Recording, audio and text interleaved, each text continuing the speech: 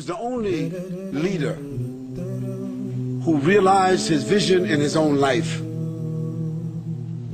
He was born in Mecca as an orphan. He was raised in Mecca. He was driven out of Mecca. He was punished, had to flee.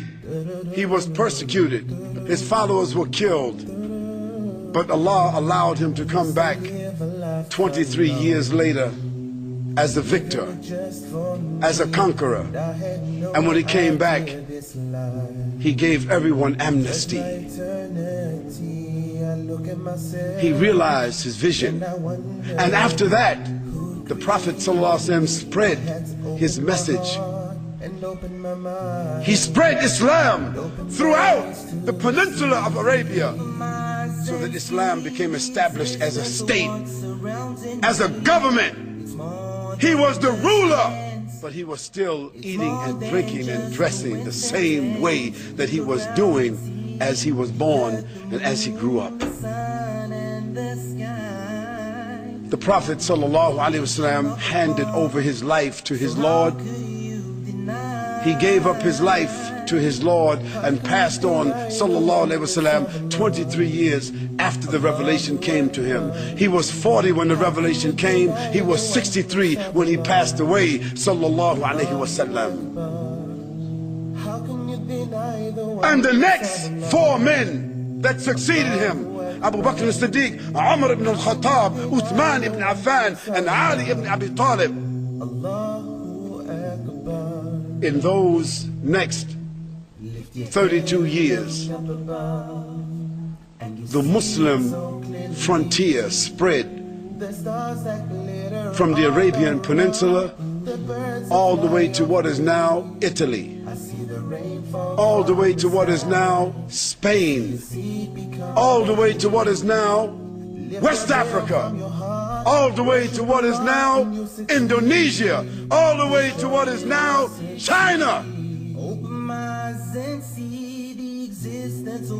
This is what Allah manifested from that man and from that message and from that revelation and from that inspiration, and that legislation still is in the earth today. Take all the Qur'ans and all the Bibles and all the Torahs and all the Zabur and all the other books, throw them in the ocean. All the religions would have no way to get their message back. But because Allah caused that revelation that came to Muhammad sallallahu alaihi wasallam, that inspiration that came to Muhammad sallallahu alaihi wasallam, that legislation that is in the world today, every place Muslims gather, there's at least 1 or 2 or 3 that has memorized this book.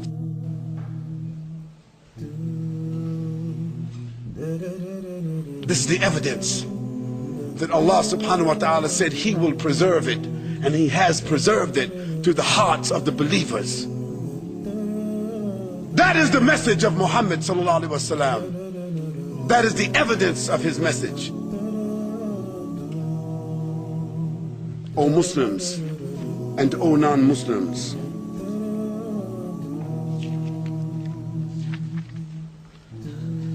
the Prophet Muhammad sallallahu alaihi wasallam was the only prophet that realized his vision, and he became the executive and the law preserver. He was not a law giver. No, the law came from Allah, but he was the executive that executed and guarded that law. Muhammad sallallahu alaihi wasallam,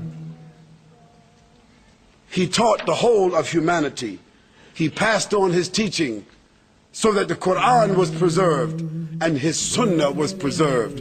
We have with us today books like Sahih al-Bukhari, Sahih Muslim, Abu Dawood, Tirmidhi, Nasa'i. We have these books, the Sahih Sitta, among them more than 14,000 documented authentic ahadith from the Prophet ﷺ, that we can trace right back to his mouth, that we can trace right back to his behavior, that we can trace right back to his approval. No one else has a posterity of documentation like that.